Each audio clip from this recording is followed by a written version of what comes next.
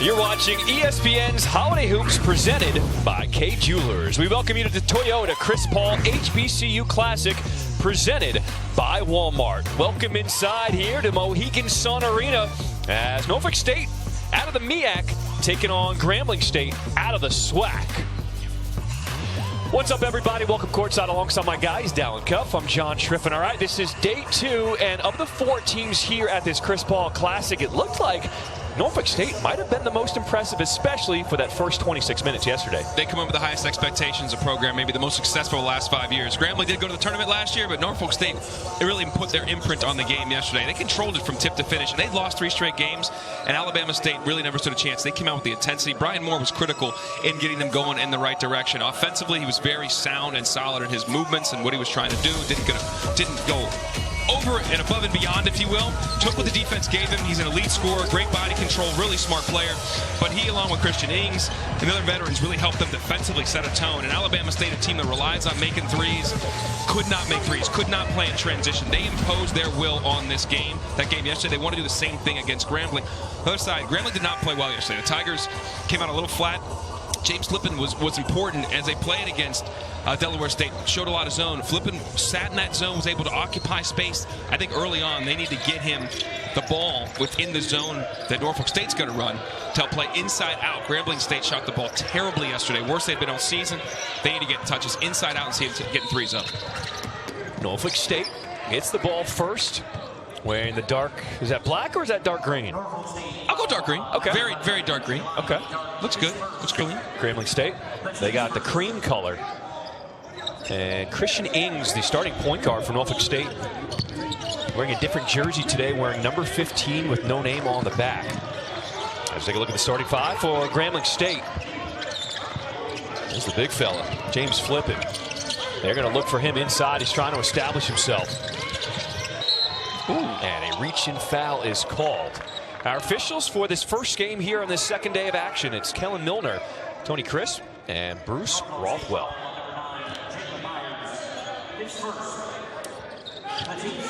I really enjoyed the quality of basketball yesterday. I think that's what stood out for the fans here in Connecticut, appreciating HBCU basketball here on national TV. 100%, and I really think that Norfolk State, their 3rd time at this event, they've yet to lose. They're 5-0. They take a ton of pride being here, playing here, and also showing out for the nation to see. And they want to get back to the NCAA tournament, which they've done 2 of the last 4 years. That's a push. Eason again. Eason had foul trouble all game yesterday. They need his physical presence, his athleticism on both the offensive and defensive glass. Eason had 4 fouls and played with those 4 for most of that second half, but he had to spend so much time on the bench. The 2-2-1 press. Nice job by Myers to flash in there. And right in the middle, you want to attack the press when a team presses you. They get back into a 2-3 zone. You got to recognize the changing defenses and then get going.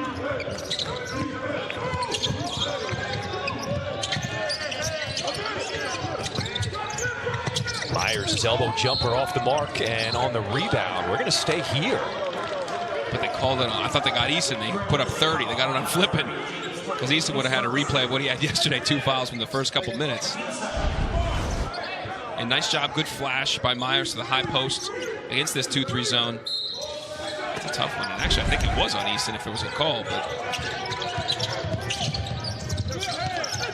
see, Norfolk State's trying to get inside. Flippin was able to affect that one.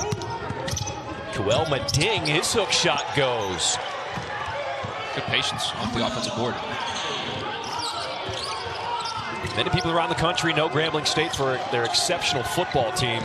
But Dante Jackson, the head coach, is trying to change the perception that they're not just a football school. Started that last year. We got their first time in a tournament in quite some years.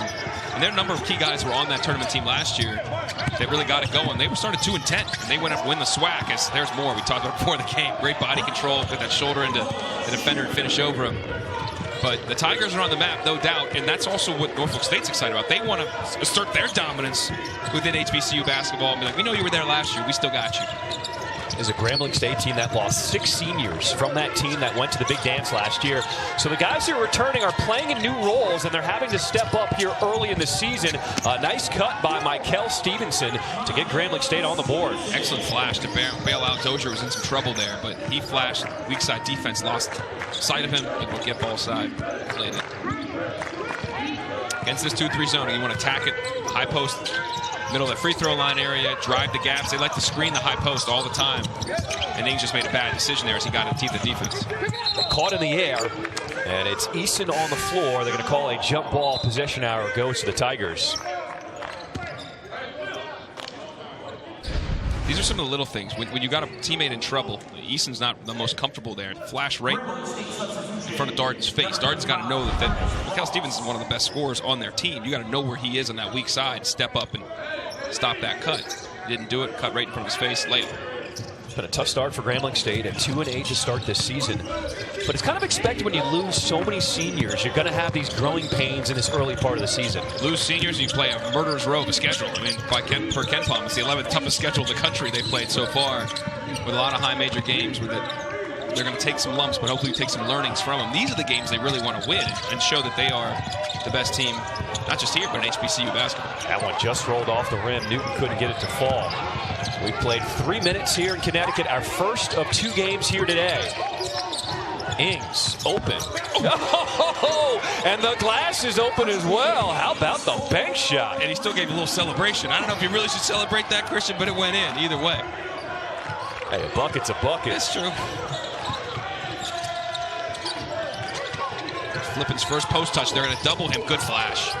Wide open. It's Adrian Newton. They call him Sibo.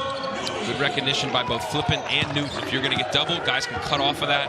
And poor recognition by Norfolk State. You on the weak side, you got to know where guys are coming. I love the patience of this Spartans offense. Nobody's in a rush to go anywhere. Yeah, and they get into stuff real quick. They knew it was 2-3 again. That's a great set. And Myers just shorted it.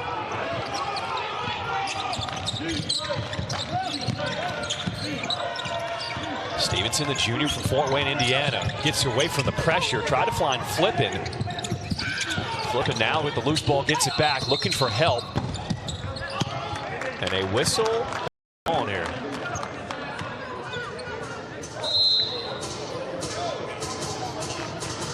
Shot clock, I don't think reset, but we'll find out after the break. All right, we'll step aside and come back to Connecticut after this. ESPN's exclusive presentation of college basketball is brought to you by Resort Casino. Had some flurries outside. Starting to feel like Christmas here in Connecticut. It did. A little more than flurries in Southern Connecticut. I was like, I got to get in the car. I got to get moving. Good start to the action here. When it's day 2 of games, you've played in events like this. You've seen it a lot of times. What does it do in terms of coaching and strategy when you have guys who played hard for 40 minutes the day before? It's challenging. I actually played in the league, the Ivy League at the time, where every single league game was back-to-back. So it really, I asked the question to a lot of the coaches. A, how do you scout it? Do you look at the second team at all? Pretty much every coach said, no, we are locked in on the first team. I am. My assistants have started to take a look, but all the structures we're doing in practice, all the sets we're working through are the first day games. That just makes the second day prep really hard. You got to turn it around. You got to make sure you lock in mentally and physically.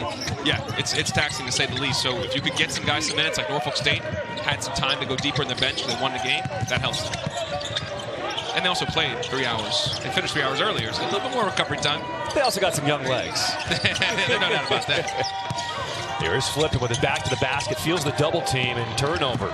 They came on the dribble that time, and then he got a little complacent with it. The offense is moving through Myers in the middle of that zone. Gets his own miss, swatted. Good block by Ernest Ross off the bench. Ross, the NC State transfer, gave good minutes yesterday.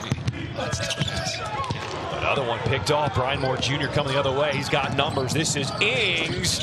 Look at that elevation, finishing with the left. Good finish by Ings. Strong take. Eyes were always on the rim. Made sure he used his shoulders to kind of block out the defender who was coming to try to get a block. Now, the key for Norfolk State yesterday, dominating that first half, was the defensive pressure. But getting to the cup there is Kentavious Dozier. They switched into a man-to-man there, and that was terrible defense. You got a high ball screen. You had no weak side help. The strong side's not going to help because they can't leave a shooter over there. But there was no communication on the screen. There was no help. It was poorly executed.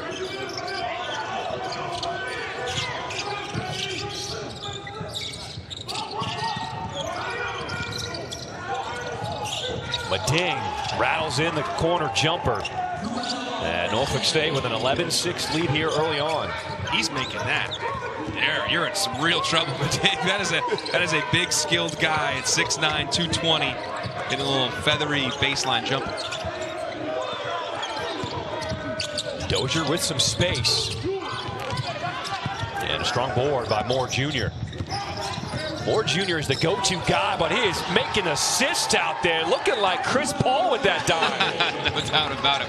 And Meding run the floor. You always say reward the big fella, and they just beat him up. Poor transition D by the Tigers. Great recognition by the Spartans. It's fun to watch teams when they're unselfish. They like sharing the rock.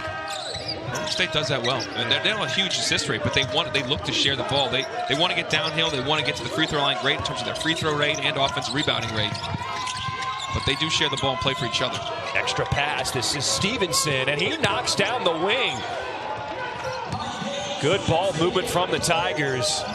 The lead is cut to 4. It's easy to say you got to make shots. They need to make shots. They were 4 for 24 from three-point line yesterday. Their worst outing in the season. They shoot about 40%, which is a really good clip. But yesterday they really struggled. When they make shots, it changes their whole energy and ability to play defense too. Myers stepping out, knocking down the deep one. Jalen Myers, the graduate student from Huntsville, Alabama.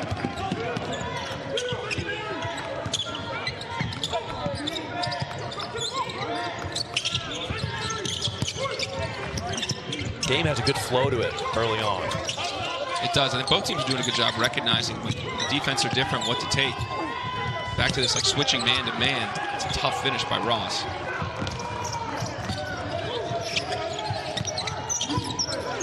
Christian Ings, the graduate student from Philly.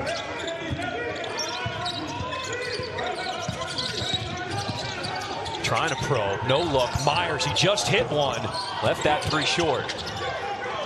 Good offense though, because Ings was able to come off that ball screen, make 2 play 1, and throw back to a guy that just hit a 3. Dozier turns the corner and nobody home, lays it in.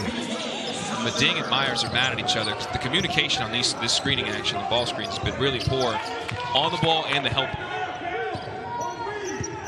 You can see what you're talking about when you don't have much time to scout. It's showing here in this first half.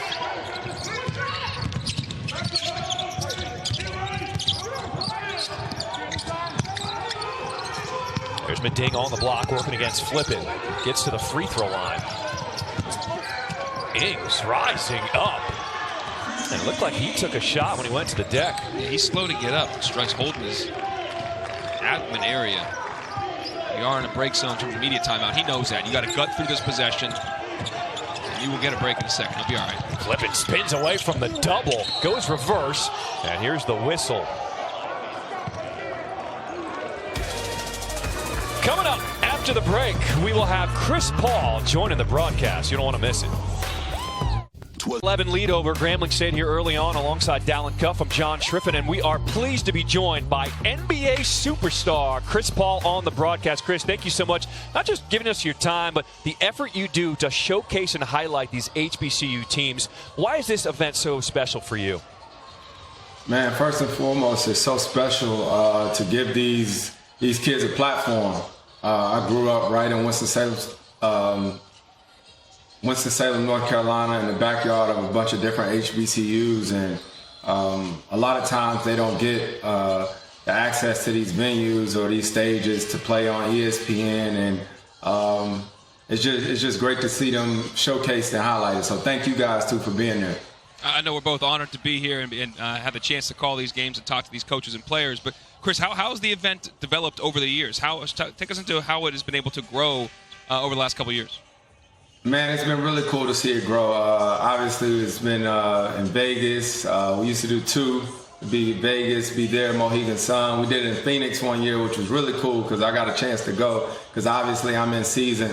I think it's really cool for me to see some of the familiar teams and familiar faces, and to see Norfolk State there. I got a chance to know Coach Jackson and to see the passion that they play with. So that's how it's grown. And now when I travel and go around different places, there's sometimes kids that are like, man, can our team play in it? So that's what's really cool for me. It's fun because we talked to all the teams this week, and they're just so grateful for what you have done for them. They all look up to you, obviously, because of your game, but the fact that you give back, what does it mean having these kids now looking up to you because you give them this platform?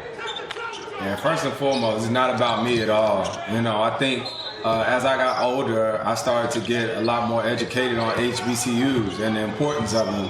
and they are extremely important. And a lot of my family members went to HBCUs. I ended up graduating from Winston-Salem State, so this is just a small token of appreciation, but there's still a lot of work to be done. But I think we'll just continue to try to champion and highlight HBCUs as much as possible. You've got on the mic here, if you will, a few minutes ago. A couple years ago, you spent a whole half with us, which was pretty cool. So we appreciate your time and hopping on here. What did you see in the couple minutes of the action here with Norfolk State and Grambling? Man, so I know Grambling State, they've been struggling. You know, it's been a tough year for them losing, you know, all their upperclassmen. Norfolk State's nice. They've been hooping. You know what I mean? Them coming off a win yesterday, but these games are always intense. You know, it really matters the first half, how the teams come out and are aggressive. That action they just ran right there is something that we run in the league. Is he knocked down a big shot right there. What is it you want people to know about HBCU basketball? Because when we talk to the coaches, they've talked how much pride it is and how being amongst each other and being amongst the family of being the HBCU and the support. What do you want the national audience to know about HBCU hoops? Man, obviously this is done in Mohegan Sun, and we're extremely grateful for the sponsors and everyone who makes this take place. But I hope what it does, it gives you an opportunity to see how special these universities are. And what I hope that it does is when you watch them play on television and you see the passion that they play with, that it maybe makes you want to go visit these schools and universities and maybe go to a game on campus, because there's no energy like it. The culture with the bands, with the fans and everything like that, it's an experience that I think everyone should experience at some point. Winston-Salem State did bring their cheerleading and dance team. They were filling up with atmosphere in here earlier today and yesterday, which was great to see. As you look, yeah, no doubt. As you look around the league right now, the NBA, and you guys got some Christmas Day coming up with a whole slate of games. The Spurs aren't on there though, so I have to ask you. I'm sorry, the Spurs are early. You're early game. So once you're done, who do you tune into? Do you tune into any of the games? We got a whole slate here today. Absolutely, every last one of them. All right, which one are you most excited to see? Which one would you be most interested in? Who was that night game? Who was that last game? Was it Phoenix? Nuggets. Yeah, Nuggets Suns. Yeah, Nuggets Suns. I think that'll be a good one. I'll be excited to watch that one. The nice thing about having that early game is that you get to compete and play and then get a chance to enjoy a little time with your family. All right, let's talk Spurs a little bit, because you get to play with one of the budding stars in the NBA, Victor Wembanyama. I actually had his first game when he came stateside in that exhibition against the G League Ignite, and when people saw him for the first time here in America. What is it like? Vegas? Yeah, that game in Vegas, exactly. I was there. Okay. Now you get to share the court with him and teach him and take him under your wing. What has that been like for you? Man, it's been the coolest thing ever. I say this, and I mean it, when I have so much gratitude to still be able to play in the league and to learn from these guys. I think everyone always talks about what am I teaching them. I think another thing is to see what I get a chance to learn from these guys. Vic is one of a kind, and I don't mean that in just his height and his ability. He's extremely smart, extremely inquisitive, and just loves to hoop. What you said you learned from these guys, the young guys. What are some of the things you've taken away from them? Man, all types of things. I mean, all types of things. You think about the game and how it evolves. You know, I tell people all the time, the first time I did a Euro step was in the 2008 playoffs. Meanwhile, my son was doing that at 4 years old. You know, so the different things that guys are able to do as far as creativity and this new slow step and all this stuff, it's always cool to see how the game is changing. We get a lot of young people who watch these broadcasts, and they're always trying to pick up things. What advice would you give to a young ball player right now to get that Chris Paul vision to be able to work on their game? Man, I say watch games. I say watch games and then play. There's nothing like playing. There's nothing like playing. I grew up luckily able to go to YMCAs. Every time there was a pickup game somewhere, I was hooping. There's nothing like experience. So play. I know everyone's training and doing drills and stuff, but you need to play as much as possible. Preach, man. I mean, all of us have played those growing up in those pickup games are like those are some of the greatest memories as a young kid, is playing pickup all over the place. You've been able to stay in the league for a really long time. What has been the key to your longevity to not just be in the league, be effective and successful within it for so many years? Discipline. Discipline. You know, they always say definitely a little luck goes along with it too, but I think, you know, the motto that I have, keep stacking days, the discipline. You know, it's the days when no one wants to get up and work out and train. It's during the summer when you're on vacation and you have a fun night with your family and you still get up and train. You know, it's just paying attention to the details, and you gotta keep working. Gotta keep working. Chris Paul, we look forward to watching you on Christmas Day with that first game against the Knicks, and so much love to you because everything that you have done to highlight HBCUs, it really means a lot to all of us, so thank you for what you do. Man, thank you guys so much, man. And I think this one's gonna turn out to be a real good game too. Grambling ain't going away without a fight. Yeah, preach. We'll see, man. Thanks a lot. Thanks for your time, man. Appreciate it, Chris. All right, no doubt. Chris Paul, superstar on and off the court, man. He is the greatest. Norfolk State with a 10-point lead here in this first half. I could have. Oh, now, and we got 4 games over the next, 24 hours. And that scene, in-state battle, Indiana against Notre Dame, is going to be outstanding tonight. Can't wait to see that. Obviously, tomorrow's going to be loaded as well, capping off the Ohio State, Tennessee in Columbus. The campus sites, man, just add a whole different element to this thing. 100%. 100%. Robert Jones in his 12th season as the head coach at Norfolk State. He does so much for HBCU basketball as well. I mean, he was so giving with his time with us this week, and we appreciate everything that he has done. And he puts in so much effort to make sure that his guys, not just on the court, but turning them into outstanding young men off the floor. 100%. And that's what he has preached about. Obviously, there's wins and losses are important, but he has always talked about developing young men. And that's what he's got right now, is the development of a good group right now that's trying to get it right on the floor and get back to the big dance. As he said, you know, they've been there 2 years in a row. They've been there they were not in the last 2 years. They won the MEAC regular season, couldn't get it done in the tournament. He said, you taste that filet mignon when you go to the NCAA. You want to go back to bologna. And I'm right there with them. He was grinding his guys in practice leading up to this event. They had lost 3 straight games as Ings pulls, rattles in. That's a 2. And he said yesterday he could tell all those practices really paid off because it felt good to get off that losing streak. They looked like they had been grinded in practice, and they came in focus. Like, they looked like they reset themselves. And a lot of times when you get done with exams and you go into this Christmas area holiday period, you can get a training camp mentality going again. You don't have to have days off. You don't have to have a limited amount of time in the gym, so guys can get extra work. You can do more skill stuff, more mental stuff. And it really paid off, particularly them on the defensive end. As we see defense go to offense, they were much more locked in yesterday and have been good so far this game as well. A late whistle as Ernest Ross will be fouled. And HBCU basketball needs guys like Robert Jones because he has been here for so long and he's establishing just a dominant team. I don't know what his contract is, but man, they need to lock this guy up forever because he is a winner. He's a winner. He's gotten it done. Obviously, see 3-time league coach of the year, and to win the league and to get yourself into the dance is the mission every year. So much so that he's built an expectation there that they win the regular season last year. They win the CIT because they didn't win their conference tournament. And they said it felt like a losing season. It felt like a loss of a season. When you go over 20 games, you have that success. That's the bar that he's set there and this program has set, which is awesome. But it's also hard to attain that every year. So, you know, I know Kenny Blakeney and Howard got something to say this year. I'm sure other teams in the MEAC as well. We'll see Delaware State coming up a bit. Solid team. They want to knock them off that mantle, and Howard's got the trophy right now. So it'll be a great run through January and February in this league. Because when you have success like what Norfolk State has done, it rises the level of play of everyone else in the MEAC, right? Sure. Chris Paul now gives you the spotlight, and now you get to showcase what and how good of basketball there is being played in the MEAC and in the SWAC.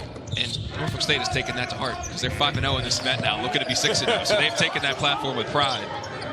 And now they get back in this zone. I like Fields 24 in the middle of this zone because he's a guy that's got big body, good hands. He can make that shot. Nice slip in there by him. Oh, the no-look pass and one as Bladen finishes at the rim. Talk about the execution. As we are praising Coach Jones in the program, step out, you screen. Now Ings is coming back in by that vacated space. They were all lifted, and then a beautiful drop off to Bladen. And one. I mean, that is textbook. That is exactly how the coach draws it up, and the players go out and execute it. Love that action. And we talked yesterday, why do you screen the zone? You screen the zone so you can get into advantages, 2-play-1. That was almost a little misdirection as he came off that screen and then back comes slipping in Ings, who's your lead guard. He leads you in assists. That's one of the guys you really want in the middle of that zone because he can score and he can facilitate. Michael Stevenson walking the ball up as Grambling State down by 10 with 6 minutes to play in this first half. Flippin's got a huge mismatch. You got to see that. Now Fields gets back on him. Dozier penetrating. Good D by Bladen. Flippin does keep it alive on the offensive glass. They reward the big man. His running hook, short, rebound, Ross, put back, no good. A lot of opportunities there for the Tigers. Both those shots off balance. Flippin was rushing a little bit because they've been doubling him times. So he was a little kind of panicked inside. And then Ross with the putback, you just got to go power up strong to the rim. He was fading back. Oh. Flippin did not like that one. It looked like the pass was to the wrong side. But they called Flippin on the discard.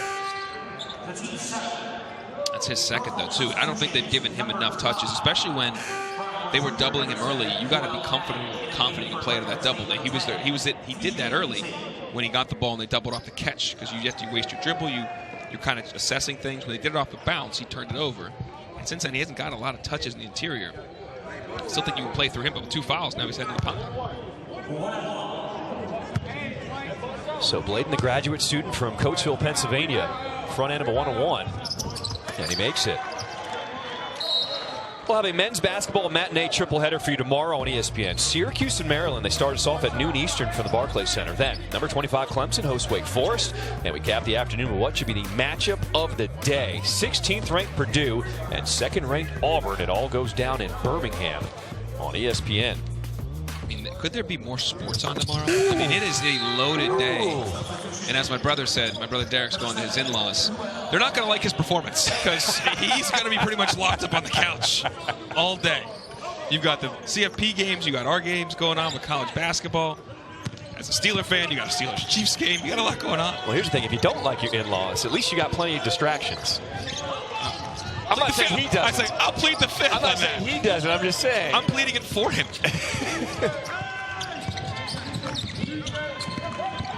12-point lead for the Spartans. Dozier not able to turn that corner. Good job by Fields moving his feet. Offensive foul called against P.J. Easton. That's his second. And that's a tough one, but I do feel like he jumped and initiated all the contact with the defender who was just squared up. And that's a huge mismatch with McMahon.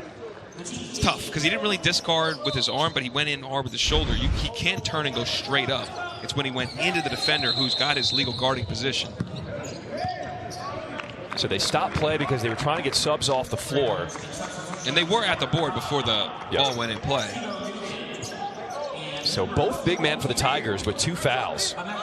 And Eason and Flippin, they will have to sit for the remainder of this first half as Emeka Naji comes on the floor.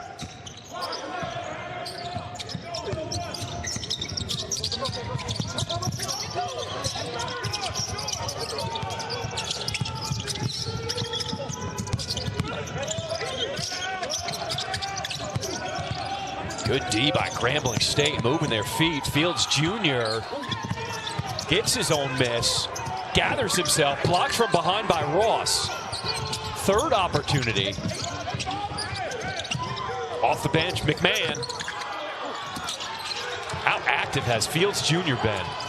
His motor is impressive, and this possession, it's draining physically, but also mentally. When you give up 4 opportunities, you can't do that against a good team.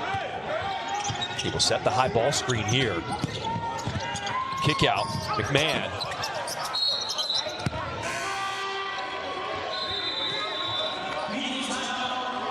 Immediate timeout on the floor here at Mohegan Sun Arena. It is Norfolk State with a 12-point lead.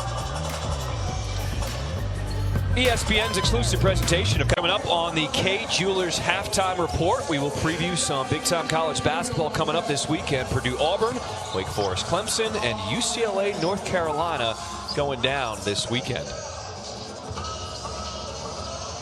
All right, the story for Norfolk State has been the play of Ings, Moore, and Meding combined 11 of 11. Whoa. Efficiency, to say the least. And they've been, now, Ings did bank at a 3, but outside of that, they've been shots that they should be making. They've been a lot of at the rim, and that's been huge. I would say Grambling going to the man-to-man defense may help them right now, but this is part of the issue, too. Their turnovers for touchdowns. Ings throws it down with the hammer. Make that 12 for 12 from the floor. There you go. Again, high percentage, as we said.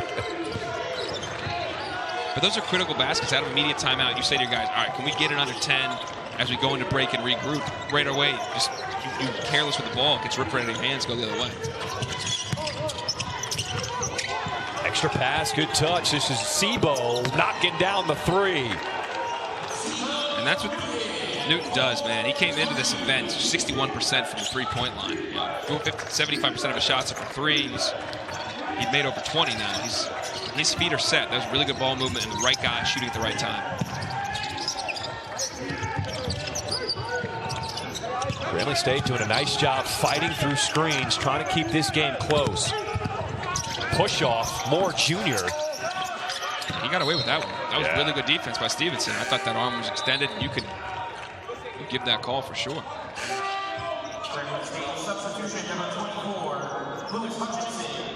Do not adjust your TV set. Christian Ings wearing 15 today. Abnormal for him, but for those that are faithful, he used to see him in 0. I'm sure there's probably a good story about where that jersey is. I wondered it. I'll ask it off air. I'm not going to posit any theories, but we'll inquire. Right now, 11-point game. If Grambling's trying to get this thing to 8, 7, 6, get a little spurt into break. And that's Dozier wanted the down screen. Ross and him a little miscommunication. 3 on the shot clock, making the adjustment, but off balance with Stevenson. That's good help by Jones to be there, but Jones is not a opposing shot blocker. He's going to go right at him and try to draw the contact there versus trying to avoid it. And one, Mike, for Brian Moore Jr.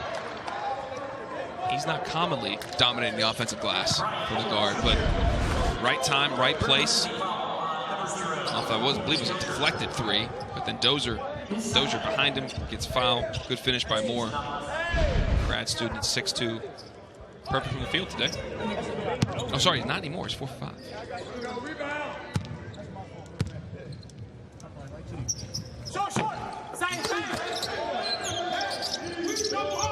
All right, 2 minutes to play in this first half. What is the key for Grambling State to try to close this thing with a little run? I think they've done a good job offensively getting some good looks against this man-to-man. Where they had a lot of success is when they're coming out of ball screen situation, especially the side. When they made 2 play 1 and they're getting that ball reversed. Right, there's 2. Can we get it reversed? Good hands by Ings, but they call the foul. When they make 2 play 1 and they can get that thing thrown back, they've had success getting it to the weak side and playing out of that. And now, because of the fouls, Grambling will go to the line and shoot a front end of a 1-on-1. Given an opportunity here, you got to capitalize. Stevenson, good free throw shooter, 78% on the season.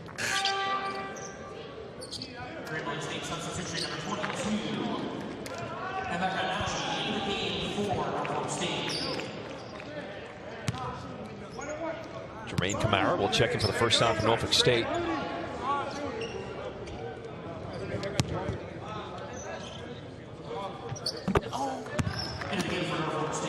All right, here are the 12-team college football playoff first-round matchups from campus stadiums. Indiana, Notre Dame, 8 o'clock tonight, ESPN and ABC. SMU, Penn State, that's at noon Eastern Saturday. Clemson, Texas, and then the nightcap, Tennessee, Ohio State, 8 p.m. Eastern on ESPN and ABC on Saturday night. Really interesting to see where the betting line closes between Tennessee and Ohio State. It's moved a lot. Like half point keeps oscillating, 7 to 7.5. What if the big Sharks come and take those points and make that number move? We'll see about Tennessee. That is a great way to cap it off. And then, of course, tonight, the scene at Notre Dame is going to be just awesome on ESPN at 8 o'clock. He's wasted his dribble. Now he's in trouble. Good cut. Finds Jones. How did he get that one to finish with 2 defenders on him? I don't know if he knows, but he's limping back now in some pain because he did take a little bit of a hit there, and he got it to go.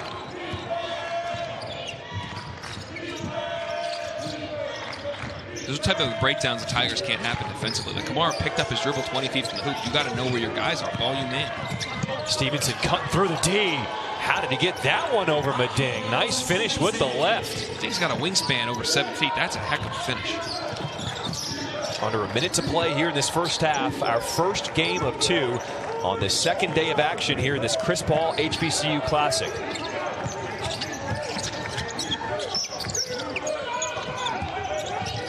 Ings crossover. Kamara will try one from deep, and the bench is loving it for the Spartans. He has struggled this year from 3, 24%, 25%, 6 of 24, but he looked comfortable and confident, his feet ready.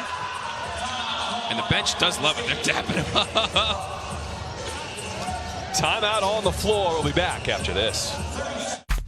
Oh, Kamara bangs the 3. Great kick by Ings, and then everybody celebrated. They just won the championship. I love it. College basketball. I mean, that's why this is great. That's great, man. That is the difference that you see. You know, the NBA bench is having fun. When you play 82 games a year, it's just different. Like, this is the platform that these young men rarely get. And then because of Chris Paul and the sponsors, they get this opportunity to be on the stage and play with incredible passion the 25 or so times you get to lace them up each year. Playing in this beautiful arena where the Connecticut Sun play. They got to stay in their locker room for Norfolk State is the Sun's locker room. I walked in, of course, I was like, this is nice. Yeah, of course it's nice. Dozier, mid-range, kicks it as he goes to the deck. Final seconds here in this first half. Clock continues to run. 2 seconds, 1 second more. And a foul called before time expired. I mean, that's, if you're Newton, you just can't do that. All you do is you contest late. Now, they're asking for a review to make sure there's still time on the clock. And he's saying his hands are up, but you were riding there, left hands down. That is a foul.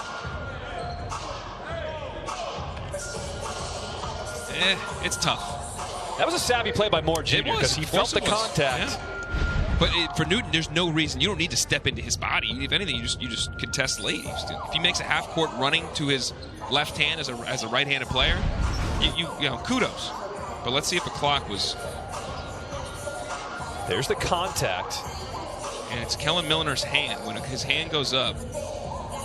And that's where the official's hand goes up after time expired. We'll see. Okay.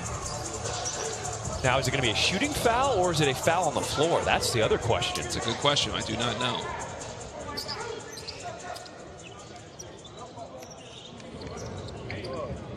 And they're saying 2 shots, so this is a foul on the ground. Yep. So that's why they're saying it counted. They thought the foul was in the initial contact.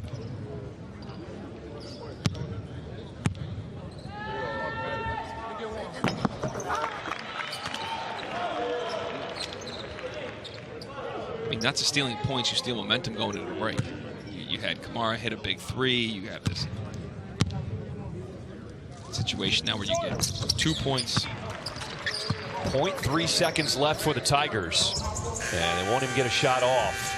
That'll do it for the first half. It's Norfolk State with a 47-33 lead over Grambling State as the Spartans trying to leave Connecticut 2-0. Last night in the first half and today in the first half, they're sharing the ball. Efficient, sharing the ball, intensity on the defensive side, exactly what Robert Jones wanted.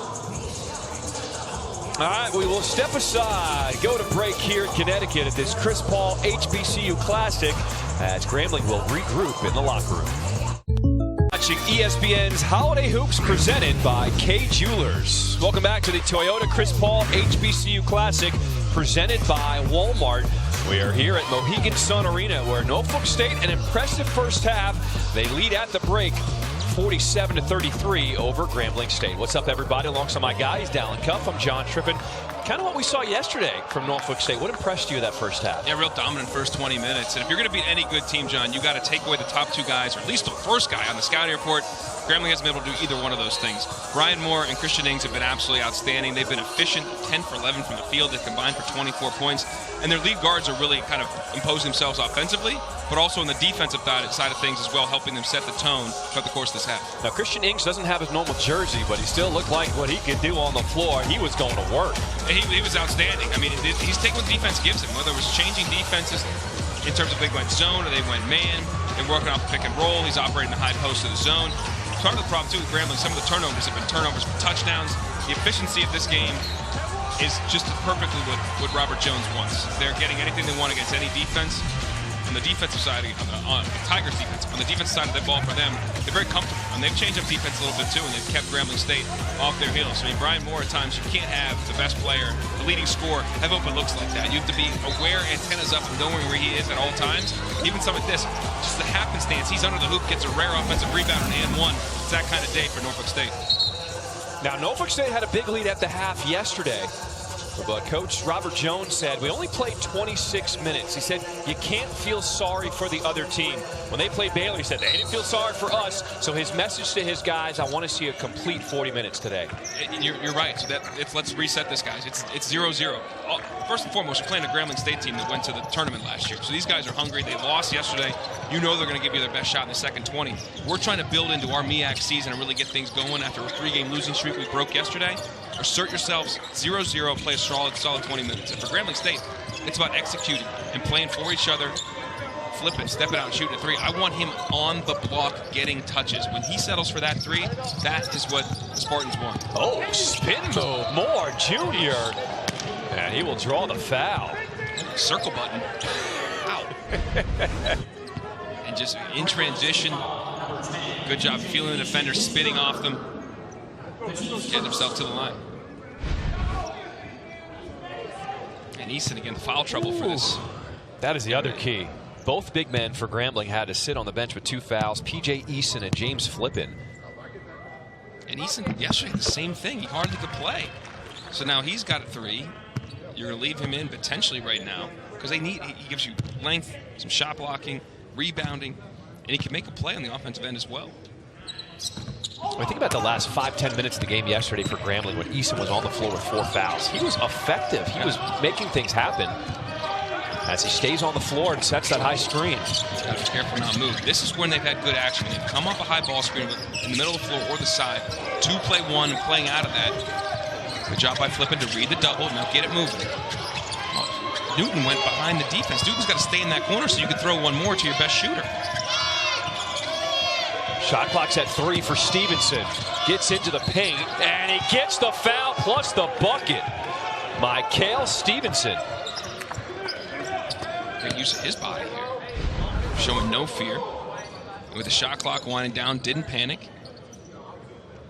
And Myers does have the real estate from the floor to the ceiling. I thought he went pretty straight up. Nope, those arms are coming down a little bit. So for Jalen Myers, that's his 3rd personal. The depth of the Spartans helps though too. You got Chris Fields, an all-rookie team last year in the MEAC coming in. Fields coming back from injuries, working himself healthy, but that's a pretty big luxury with Myers getting 3 fouls. Aggressive D by Stevenson as he backs off. Here I'm trying to ice the ball screen, which means don't let him use the ball screen. They did a good job of not allowing it and squaring him up. Double team, Mading rolls, has it rejected by Eason, and that's with playing with 3 fouls. What a block. That was a heck of a play and a really good defensive effort all around. At the end there, they didn't ice that ball screen, but the help was on the backside. Eason stands tall, and Mading, that was outstanding.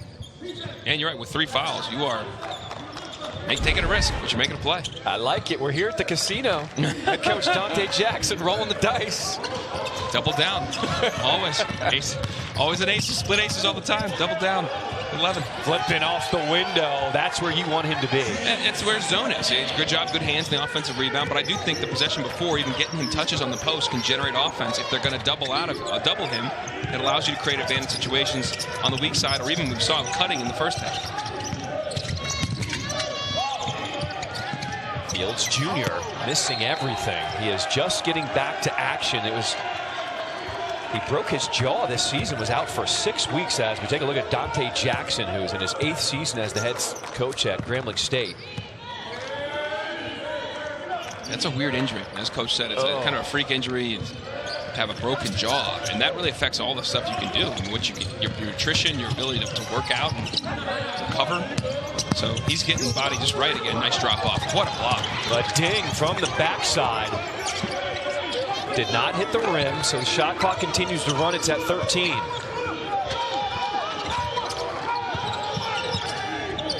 Stevenson uses the screen, finds the side of his big man. Dozier. Man in the air, shot off the mark.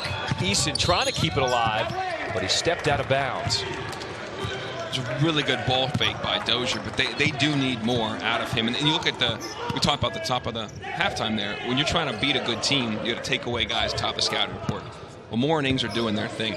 Dozier was the top of the scouting report for Norfolk State. We need to limit him, take him out. We need to limit Burnett as well, and a couple other guys that Coach had mentioned. They've been ineffective to this point. I should say Burnett obviously dealing with an injury though. Inside, Mading, the defense collapses on him. He'll find Moore Jr. Pump fake, throws it up. Everything is falling for Brian Moore Jr. He's very good at off-balance finishes around the rim. They've got a mismatch with Eason and Wings. Now they both want to occupy the post. Good high-low. Oh. But Eason's pass a little too strong. You guys can't rush it. You got to turn, pivot, look, and deliver the ball. He just kind of caught it and flipped it up. You can't assume that your big's going to be able to reposition and get that ball. But it was the right look.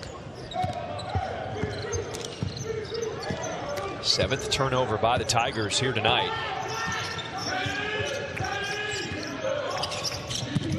Moore Jr., he gets the ball. He's looking to go right away. Mading, catch and shoot, bucket. Joel Mading, the senior from High Point, North Carolina. No hesitation.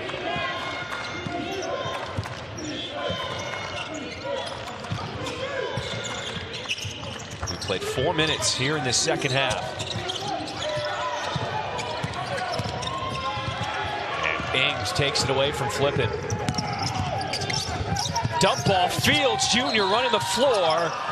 And there is the whistle on the foul. Norfolk State not letting their foot off the gas here to start this second half. ESPN's exclusive presentation of college basketball.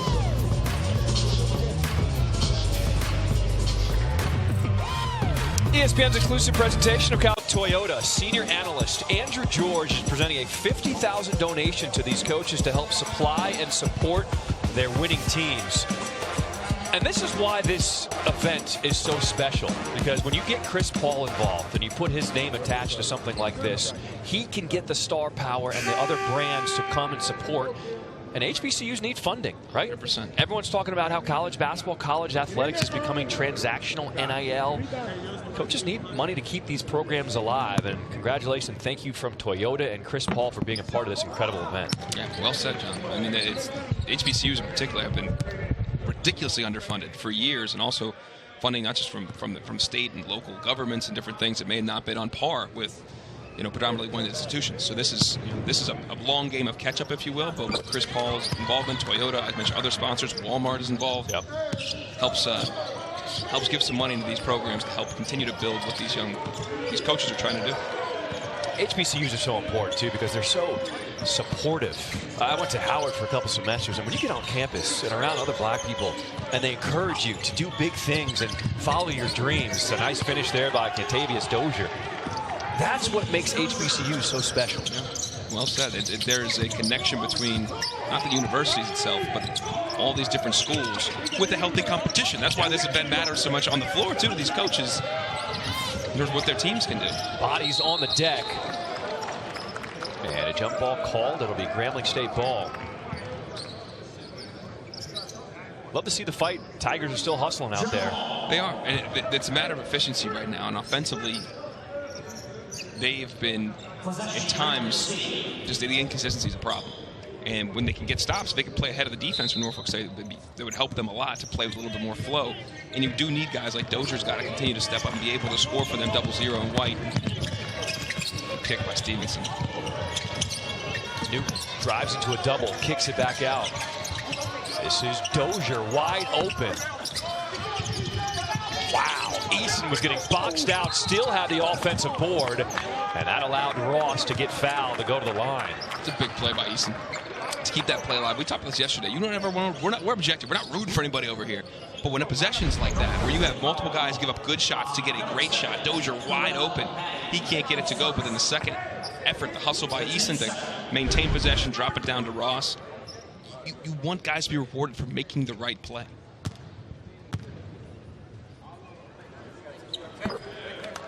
We didn't get a chance to see it there, but there is such a fun when you see the art of rebounding, right? You're getting boxed out, and it's just a fight. Who wants it more at that point? And Eason able to get his guy out of the way, discard, get the ball.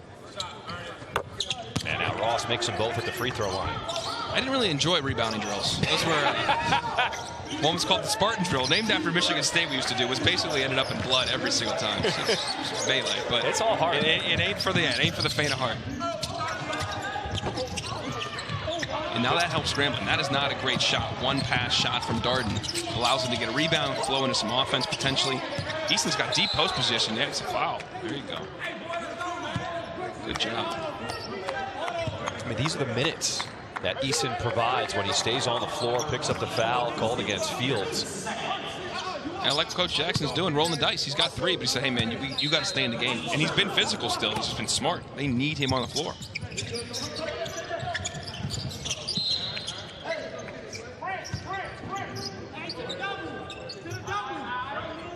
When you're missing, and we mentioned before, Antoine Burnett went down hard on his back yesterday. Not playing in this game, but you miss 13 points a game. That's a significant loss that you need other guys to step up.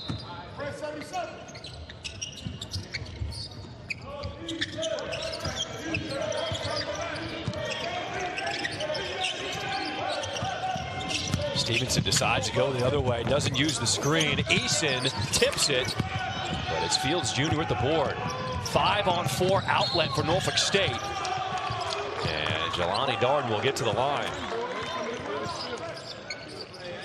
These are little swings in games that are so big. Stevenson missed a tough shot. They don't get the tip in, and now you have a break. Eason falls down. You got to break the other way. And those are little potential 4-point swings that you're trying to battle back that are so huge.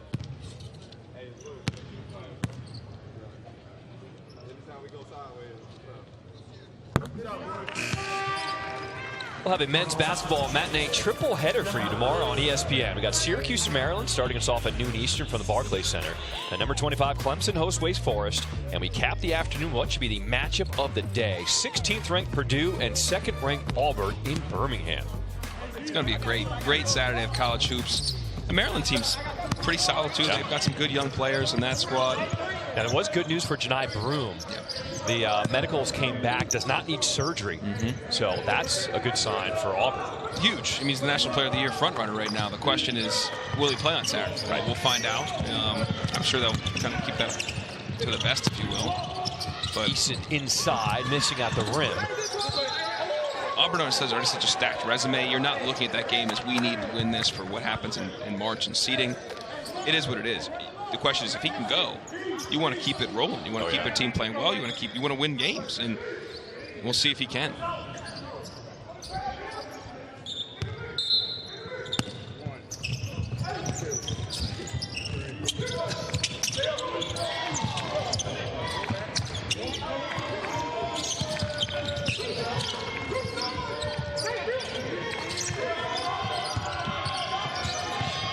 Shot clock's at 7 for Stevenson. Use a little hesitation and gets his man in the air. Pump fake up and under. But one and done for the Tigers. McMahon, the drop off underneath. Nice pass to find Fields Jr.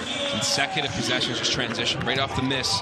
Tigers' practice and defense has to be better. The Spartans been very opportunistic in when they run. That last possession, too, was just too much Stevenson pounding the ball. He got a good look in the end, but this is the same thing. The Dozers, we got to get the ball. Got to get that thing moving. This is Ross, his triple off the mark. Another board for Moore Jr.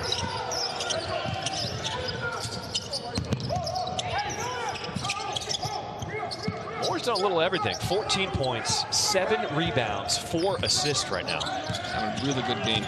And just again, look at the Euro and the finish.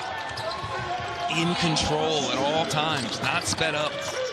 Great move on the Murray State transfer. Timeout, Grambling State. As the Spartans continue to put the pressure on. 19-point lead here in the second half. ESPN's exclusive presentation of college basketball is brought to you by K, the official partner of couples who love the game, and McDonald's. High above Mohegan Sun Arena, and that's part of why this event is also so special. The players get a chance to stay at this beautiful casino here at Mohegan Sun, spending time with each other. They get to play in this professional arena here for the Connecticut Sun. This is what Chris Paul does for these young guys, and they have loved this on day 2 of action here in this Chris Paul HBCU Classic. Yeah, Chris and his family put so much work into this to make sure it could happen. And put forth a great environment for these people, the players, to show out in. And Brian Moore's doing that right now. He's been outstanding. Really good yesterday, 15 points. And today he's just been so efficient in terms of how he's been able to produce. And I do think, again, they're setting the tone on both ends. Defensively, they've been very good as he goes up to contest for a rebound here against the Trees. PJ Edwards off the bench gets the offensive rebound for the Tigers. And now Dozier will reset. Setting the feet is Ross. And a foul will stay here on the rebound. Sorry, they can't fall in love with just shooting threes. Now, granted, on the season, they do shoot 40%, the Tigers. Yesterday, they were terrible. 4 of 24. Really struggled through that game. They don't take a ton, though. You want to play inside out. Touch off the paint for a kick out. Touch inside, Flippin or Easton if they draw some help. Kick out, reverse, maybe a shot. When you're just one pass and jack, you are playing into the hands of the Spartans. Grambling State is 4 for 14 from outside. Here they go inside. And the foul. Ernest Ross. Wait, were they listening to you? Well, they weren't listening to each other. To how to guard this little big-to-big screen here. And Robert Jones is not going to like this. She's Spartans head coach.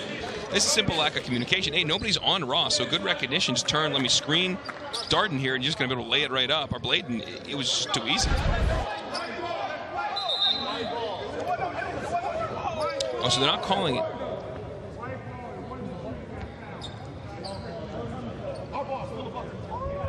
So they're calling it foul, no bucket.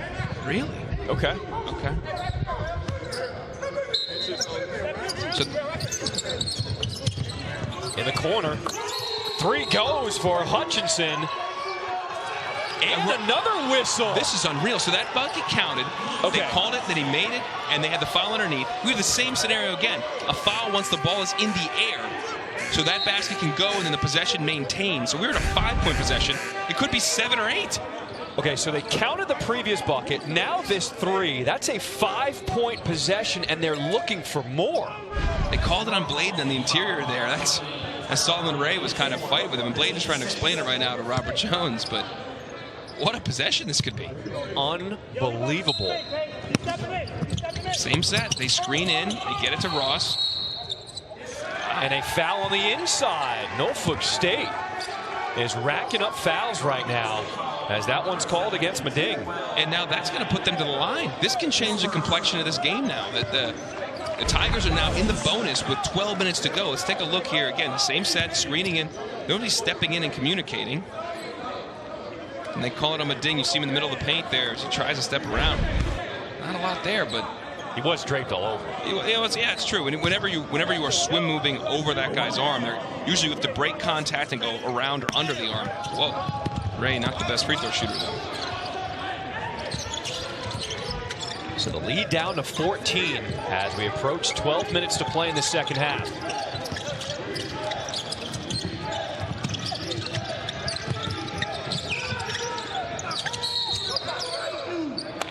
And you can tell the refs are starting to tighten things up. A lot of whistles coming with the physical play inside. We are in the break zone. We will step aside and come back to Mohegan Sun after this.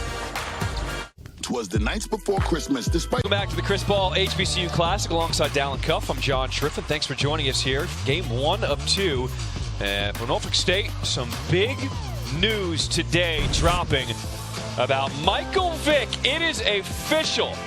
He will be the new head coach of the football team for the Spartans, and he released this statement today. I'm blessed and humbled by this opportunity to lead, mentor, and transform the football program at Norfolk State University, a prestigious HBCU with a rich athletic history.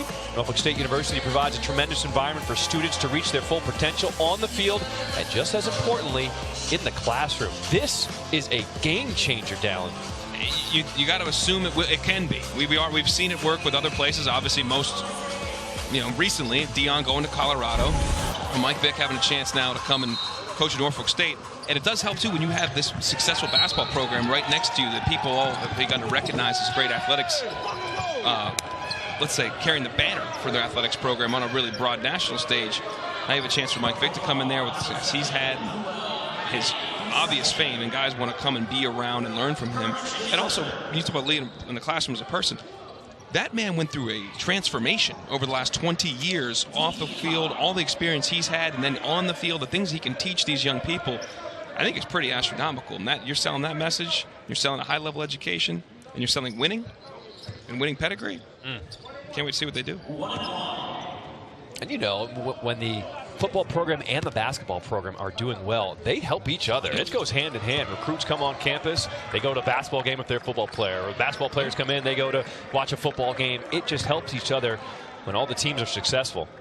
And obviously, when Deion went to Jackson State first, and that's when he made his bones, if you will, as a coach, and proved out what you're saying. Obviously, he has a son, Shedeur Sanders, who may be the number one overall pick, comes and helps you, but the recruiting changed immediately. The donors changed immediately. And Mike Vick, hopefully for Spartans fans, will have the same impact. How about this run by Grambling State? 7-0 run to get within 12. 5 on that one possession, but then again, the free throw situation where they're in the bonus. Give me that. Solomon Ray with the swat. Ray's given good minutes, tremendous energy. He's running the floor well, and Moore is down in a heap. Hopefully he's okay. A 9-0 run for Grambling State as the lead is cut to 10. And Morris is still in pain, but we'll show you the last play because this complexion of this game has changed almost on a dime. And look at Solomon Ray. And he created those fouls on the other side, setting good screens, hustle plays, and now they press it, up in transition, good ball fake, one dribble, pull up, very fundamental basketball. And Hutchinson, who is having a good game, buries that shot. We've talked about the depth of Norfolk State, but how about the depth at the big man position for Grambling State? Hutchinson's got 13. You say, guys, he averages 3 points a game, and here's almost another turnover. And I think for Norfolk State right now, guys, you got to settle down, all right? You got to relax, get back to running our stuff, and playing within ourselves. And obviously Moore at the end of the bench right now, struggling to get back in, is a concern too.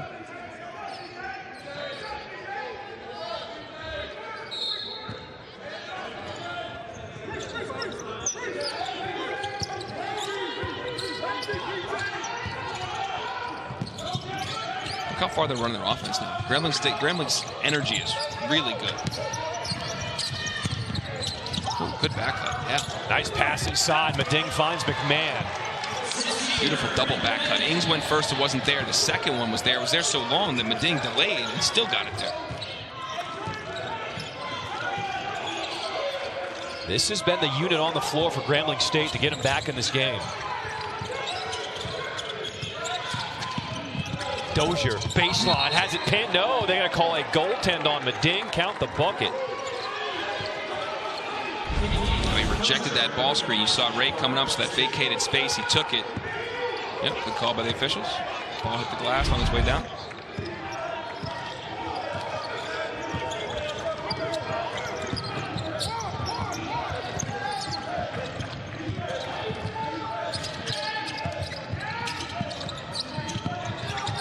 Fields Jr. dumps it off Meding, and he'll be fouled going up.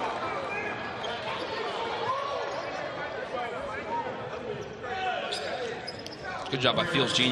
recognizing what the defense is giving you.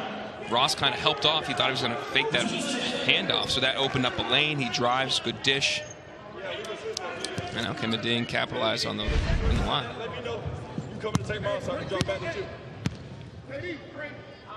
It's been a balanced attack for Norfolk State as McDing knocks the free throw down. 10 players have scored for the Spartans here tonight. Every guy that's played has contributed, at least on the score column. They've all contributed, but everybody scored.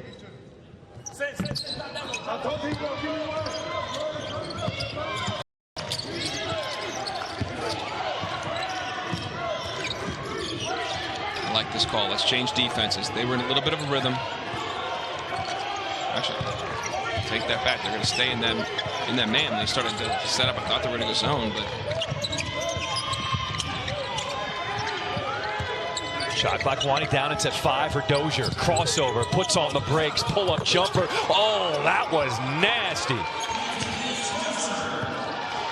And asking more for him. That was more from him. That was big. Under control the entire time. Got to his spot, knocked it down. The lead was 19, and Grambling State has now cut it to 9. Get the ball moving.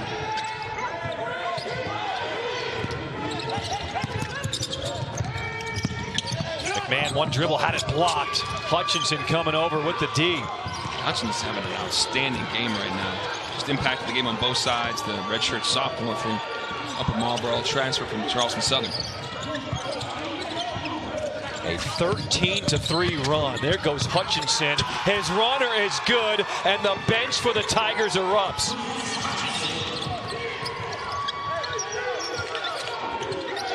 This game has changed. All in that one possession where they had a 5-point possession and they racked up 4 fouls in 6 seconds. Good find. Meding mid-range, left it short. But Grambling State's the aggressor right now. They are playing downhill. They are confident. I would like to see them maybe. Yeah, here comes your zone now. They're spaced a little bit. They're kind of, you see them kind of locked in. They passing off cutters more. Ross couldn't handle the pass, and a turnover as P.J. Eason will come back on the floor, as well as Brian Moore Jr. That's a good sign for Norfolk State. I mean, a huge sign. What he offers them offensively is obvious, but he's been in there rebounding, defending. He's played very well today. Anytime you see a guy grabbing his hamstring or his leg, you know what I mean? You just never want to see it. Because those injuries are so tricky. I mean, you pick up. My freshman year, I played with a groin pull for 3 or 4 weeks. Hey, I looked like I was wearing a diaper. The amount of stuff they had wrapped around me to help fire the muscle, but it's just no good. It affects everything you do, and it really just hampers you. But hopefully he's all right. Especially for Norfolk State. This is their last game before heading into the Christmas break. So you want everybody to go into that break healthy. Darden with a hesitation, had it stripped away. Tigers coming away.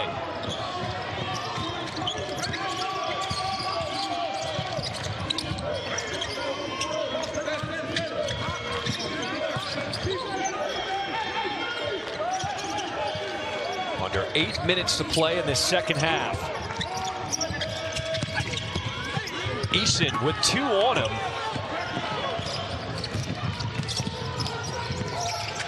Darden finds the cutter, up and under, it rolls in for Brian Moore Jr. He leads all scorers with 18. The latest cut, just like a half second. It was to make sure he could be seen, and then comes through and knocks it down. Like a kind of a matchup zone situation right now for Norfolk State. They're pointing and talking where guys are in their zone, but Meding will also follow a ball screener. They've run this last couple possessions. See, Fields is coming up. Stevenson, the wraparound pass to Eason, lowers his shoulder, and he finishes and beats the shot clock. It took Grambling State a while to even kind of figure out how they wanted to attack things. The high ball screen at least got them downhill, and then Eason presenting himself in the middle. Good find, good finish. 7-point ball game. Crossover, Fields Jr., Eason, and that'll be his 4th. You could see it happen. He's got to go straight up and down. He's got to put those arms forward. Hopefully he's okay, because his presence is big. Grambling with this run, getting back into this ball game. Down 7 here in the second half. brought to you by Toyota. Brian Moore having a great day. 18 points, 8 rebounds. Look at that. It's just silky smooth Euro past some bigs. Ain't nothing Ernest Ross or PJ Easton are going to do about that. He's got 4 dimes too. Drew 5 fouls. 7 for 8. I mean, it's close to a perfect game he's pitching right now. And he looks like he tweeted something a few minutes ago. Great that he come back on the floor, but he's making winning plays on both ends of the floor right now, and they're going to need it. It's a 7-point game down the stretch, and credit the Tigers. They have battled back. They've been smart. They've been more effective offensively. They've been better defensively. Their transition defense has been better the last 5 or 6 minutes. It seems like everyone's got that Euro step in their arsenal now. But how cool was it when we had Chris Paul on the broadcast earlier talking about back in 2009, he was still picking up moves from other guys in the league.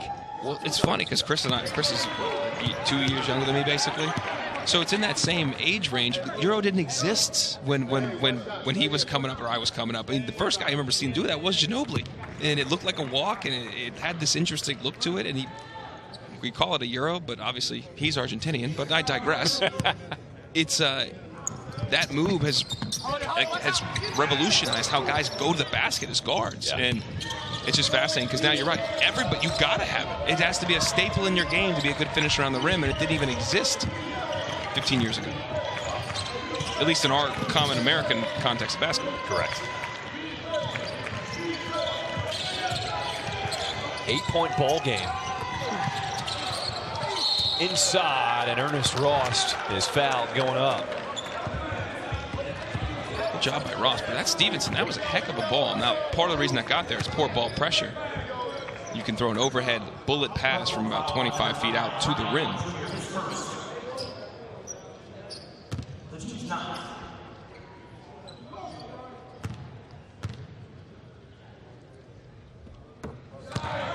We will have the FCS semifinals for you tomorrow afternoon on ABC and ESPN+. Old rivals square off again in the first game at noon Eastern. 2-time defending champs South Dakota State squares off against second-seeded North Dakota State. The number 1 seed Montana State hosts 4th seed South Dakota in Bozeman. A trip to the championship game January 6th in Frisco, Texas is on the line. How about Ernest Ross from the free throw line? Perfect 9 of 9 today. He's been great, and that's their free throw disparity in the second half has helped them claw back into this game. Deep one, Moore Jr. It's the first time he's forced. Didn't need that. You're up 6. You guys are getting good looks. You do not need to settle for that shot.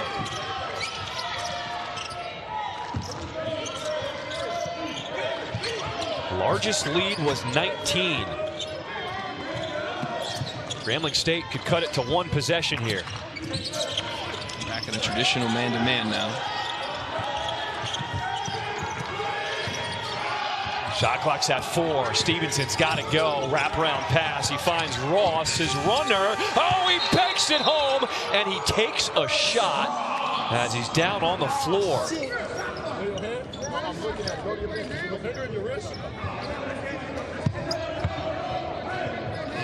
That is so unfortunate on a great play and a great finish at a critical moment in this game.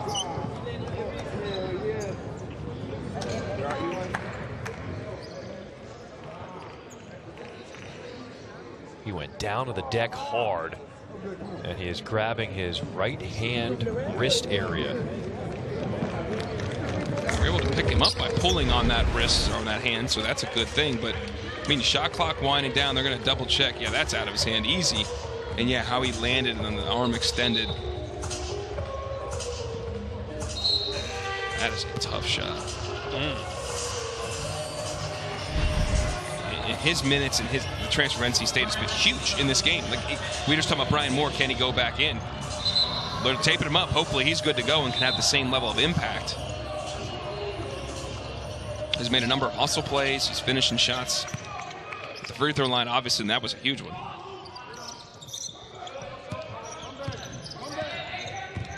If you're Norfolk State, what can you do to get control of this game again? It's down to a 4-point game. I think you got to run your stuff. You got to get to the second and third side and play for each other again. It's not that complicated. They were getting good looks, but I will say the Tigers have defended better. Their closeouts are better. Their communication is better. McMahon lets it fly. I feel like McMahon was playing for the foul there. He leaned his body into it. Stay in your shot. Stay straight up and down and follow through. A reach-in foul, pump behind, called against the Spartans. to your point, Grambling State has made a difference denting this lead from the free throw line. Yeah, I mean, and again, that one possession was 5-point possession, was a 4-foul possession. They got in the bonus with 12+ minutes to go, and they've continued to get to that free throw line.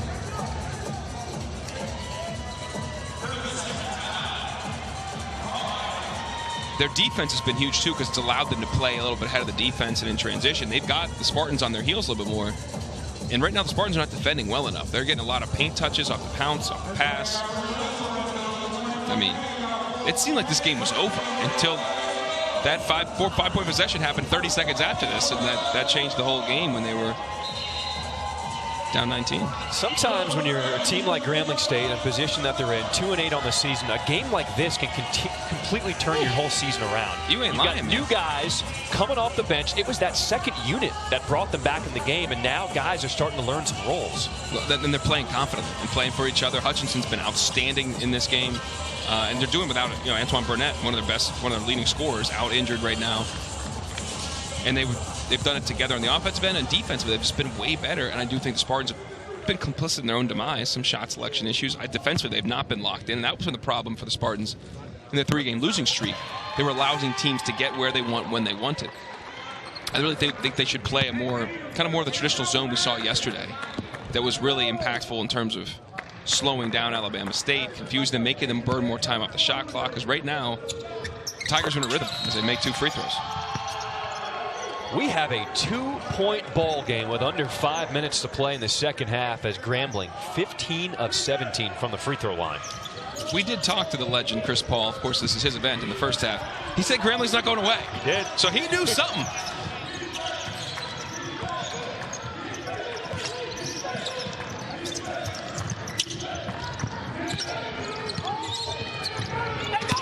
Moore Jr. penetrating. And the Tigers with a chance to tie or take the lead this possession. Stevenson crossover. And they reset the offense. This high ball screen has yielded good things for them, whether it be off a switch or when they're making 2-play-1. They've done a good job. Eason, a tough 3, falling down, rebound Ray.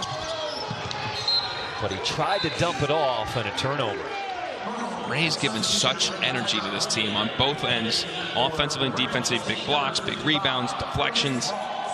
But there you want to see him just gather himself and take that thing to the rim. So Tyrell Bladen comes back on the floor for Norfolk State. He's had to be on the bench for a while with 4 fouls, as Dozier also comes back in for the Tigers.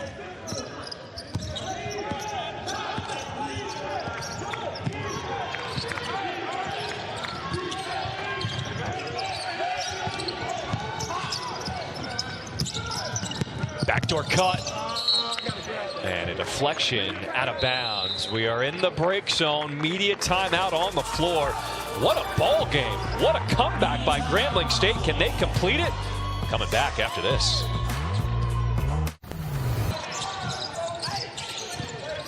Well defended. That's what Grambling's made the difference here. 47 points allowed in the first half, just 19 now. 5 guys playing together. Moore Jr. getting downhill, gets to a spot, pull-up jumper off the mark. A rebound goes to Ray. That's the second shot he's taken. That was a tough one. Now, in a shot clock, he's got to take it. But before, he was completing his rhythm, dictating to the defense. Now the shoe is on the other foot. Norfolk State shooting 35% from the floor in the second half. Grambling State 48%.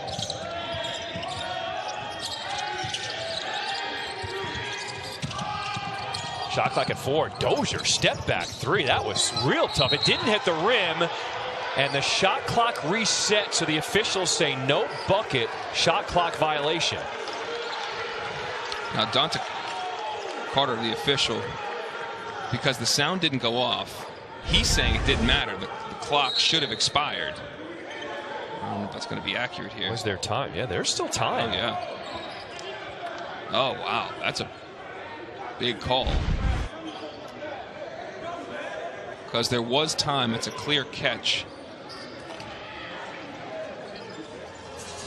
We'll see how they handle it. They may be able to say it was an inadvertent whistle, so then it goes point of interruption. But we'll see what the determination is as the officials take a look. It clearly looked like there was 2 seconds left on the shot clock when it was reset.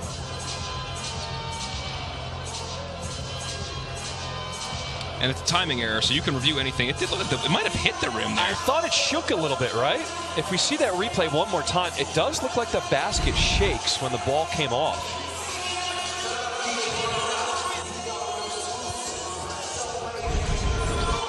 All right, here's another look at it.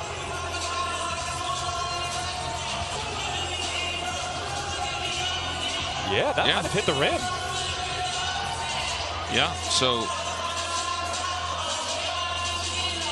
it may be point of interruption, reset the clock, so now you're not in a 2-second OB under situation. Right.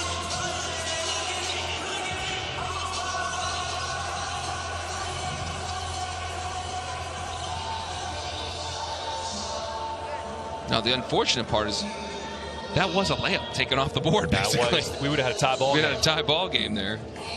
Our officials, Kellen Milner, Tony Crisp, and Bruce Rothwell, they've done an outstanding job so far here today.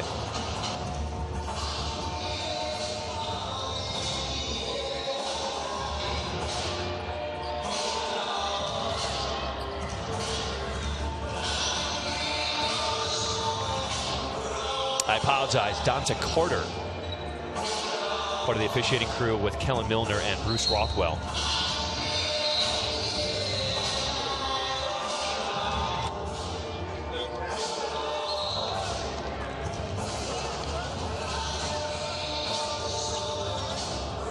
Get an explanation from Kellen Milner.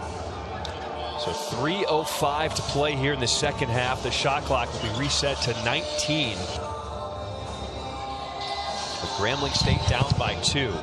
So it was as we thought. The ball did hit the rim, and they go basically treat it as an inadvertent whistle. Point of interruption, they'll get it with 19 seconds on the shot clock, which is huge that they identified that it hit the rim too, because now without having, you got more time. You can get a good one. And Ross back on the floor is big. Whoa, that is a tough pass.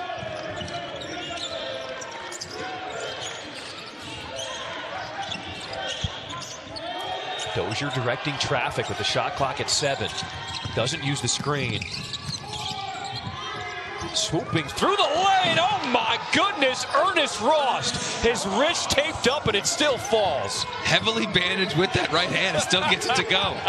He's made 2 really tough finishes. Tie game at 66 here in the final minutes. Myers left open. Got it. Great use off the ball screen, throwback. And a shot they had to have because they've been on the ropes a bit. This is what you love. Guys making plays out here, man. Yeah, like Ernest Ross, this is just an insanely tough finish over Myers, who's long, a good athlete. You could say it could be an and one, too, because Myers is going into his body a little bit. And now this is just a simple roll, replace action. Myers steps up, buries a triple. I am surprised that we haven't seen Christian Ings in the second half, hardly at all. He had a great first half. 15, he's kind of buried in the bodies there. 6-year guy, one of your leaders. It seems like he's healthy, but he's not in the game. But his play creation, his ability to get guys shots, get himself shots, and also defend has been missed in the last 10 minutes of this game. Can't take anything away from Grambling State. They have made some tough buckets to come from 19 points down. They're now down by 3 with just under 2.5 minutes to play.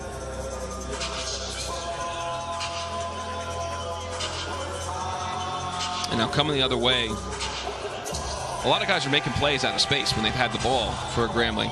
But when they've used that high ball screen, they've done a good job of making 2-play-1, throwback, getting some advantage situations out of that. I wonder if that's essentially what they go to. They've had success on a side ball screen every now and again, but it's been primarily in that middle ball screen. We'll see if they get back to that. This is a Grambling State team who has a very deceiving 2-8 record coming into this game. This is a team that lost by just 2 points on the road at Ole Miss. A tough schedule that they have faced so far for the Tigers this season. At Ole Miss, at Florida, at New Mexico, at USC. My goodness. And unfortunately, that's what a lot of HBCU programs have to do to generate revenue. You got to play what's called guarantee games. Go play high major teams where they don't ever return that game. You're getting a check to go play in it. But odds are you're going to lose. And now the question is, take out of it? Do you learn something about your team, yourself as individuals, to really project into the SWAC season? They did last year. They were 2-10 and won the league. Hope the same thing for them. They look like they've learned something just in this tournament alone, this event alone, I should say. Good slip. Oh, I thought Easton should have slipped back to the ball. Stevenson puts his head down. He'll find Ross in the corner. A three off the mark.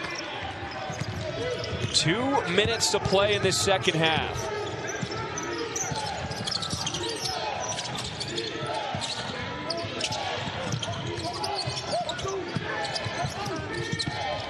Good cut. Oh. Backdoor cut.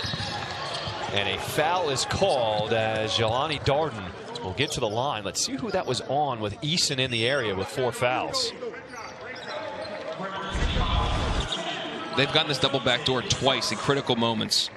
And that's execution. That's a team understanding what we're going to go to in big moments. Bladen delivered the pass there. Mading delivered it before early in the game. We saw them kind of break a run. It was like the Grambling State was on a run, and then you get that little double backdoor for a layup. The foul was called on Stevenson, his second.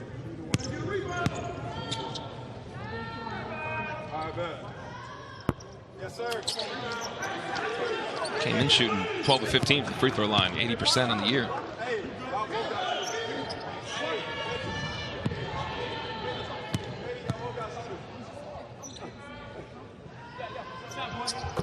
One of 2 from the line for Darden. And it's back to a 2-possession game for Norfolk State.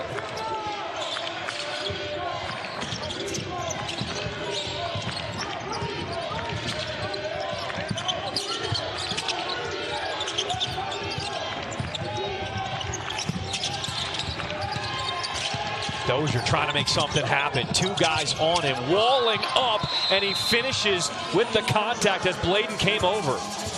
That's your preseason SWAC player of the year right there, making a big play. Going right into the body of Bladen, no fear.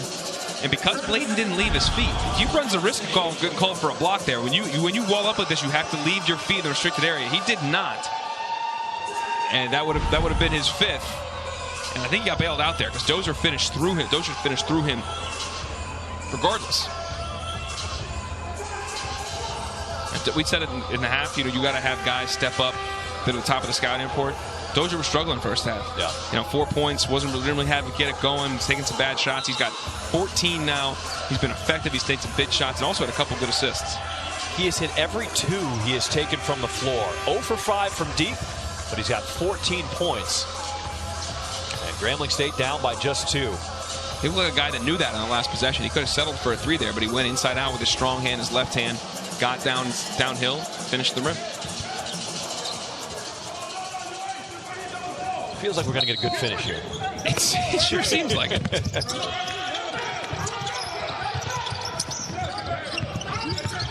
press is having an effect right now. Norfolk State just looks a little harried. Darden hands off to his guy, Moore Jr. 1 minute to play in the second half.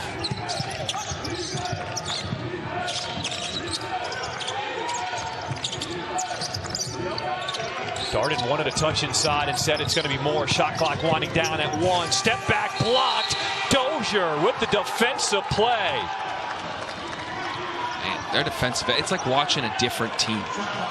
They ran more zone in the first half, and they were pretty lackadaisical in it. And Dozier's a great contest. They had the ball with 4 seconds of the shot clock, 28 feet out. You've done your job, and they finished the possession. But the level of intensity, the communication, the connectivity of the Tigers has been night and day different. Even in the beginning of the second half to where we are right now.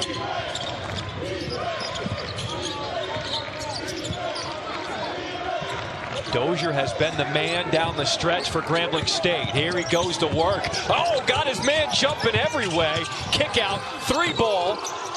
And a rebound goes to the Spartans. Now you're going to have to foul. The shot clock is off. They do recognize that.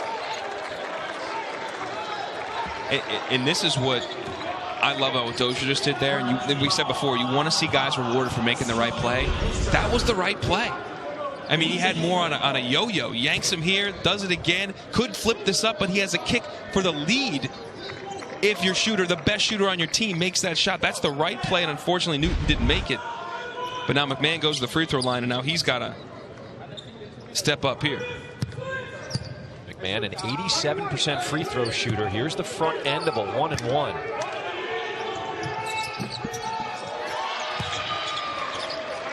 You don't need a three if you're Grambling. There's no need to have a three, whether he makes this or not. You want to continue to force the issue, try to get downhill, get to the rim. If they collapse, you kick and you got a three.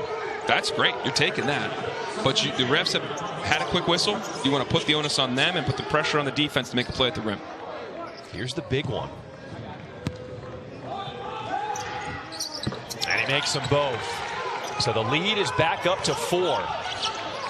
I like a little token pressure, maybe we'll run some time here. Wow. Quick three. Hutchinson. Eason, offensive board, missing the putback. Hutchinson trying to keep it alive. Tipped around. And it's going to be corralled by Myers, who is now fouled. Well, they were in a 2-2-1, and they got Prescott cooked. And Hutchinson was wide. I mean, that was a pretty good shot, relatively speaking.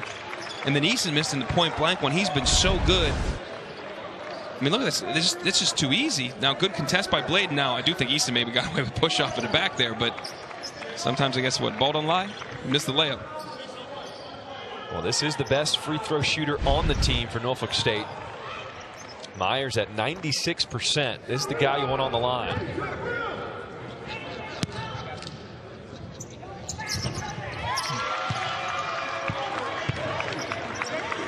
Now here a 5-point or 6-point game.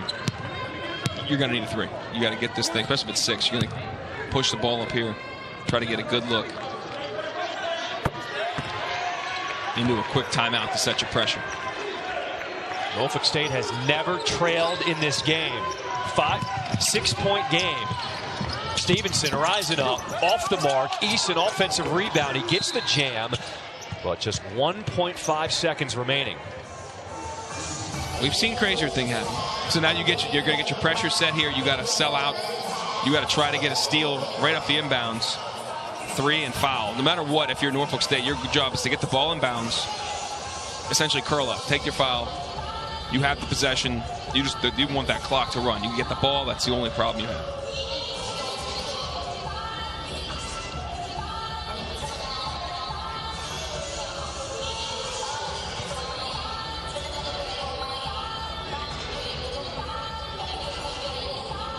Coach Jones, you can't have a 5-second call here either. You got it. You tell your guys, hey, we got one more timeout. So know that. Have that internal clock in your head. And it's about moving off the ball and helping your teammate out. Whether you're setting the screen, cutting, you got to cut hard, present yourself, want the ball. Usually want your best passer, one of your best passers inbound the ball. Darden's going to have in his hands. Grambling State should probably be trying to switch everything, stay in front of guys. Norfolk State looking to go 2-0 here in this Chris Paul HBCU Classic. 6-0 overall in their 3 years if they can do it. Yeah.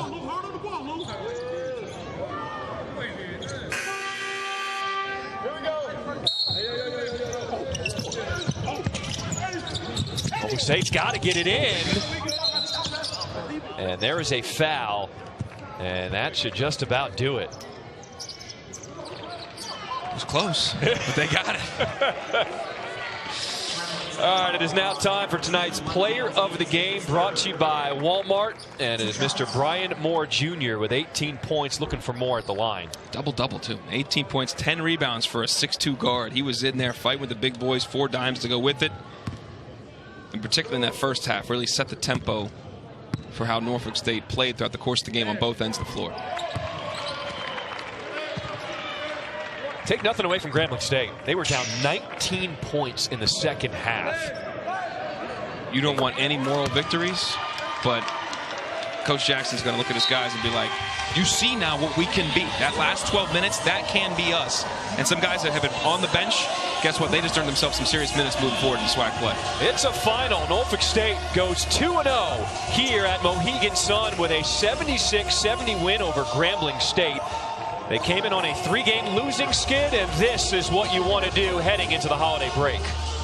That turkey or ham or whatever you're having is going to taste a little better on Christmas Day if you're a Spartan and a Spartan fan. Dante Jackson should be very proud of his team and the fight the Tigers showed to get back into this ball game. But Norfolk State never trailed, leading this one from the tip. From a partner, Talent Cuff, I'm John Schriffen. We appreciate you joining us here on ESPNU, saying so long from Connecticut. All games airing on ESPN networks are streaming live and archived on the ESPN app. This has been a presentation of ESPN from the Chris Paul HBCU Classic.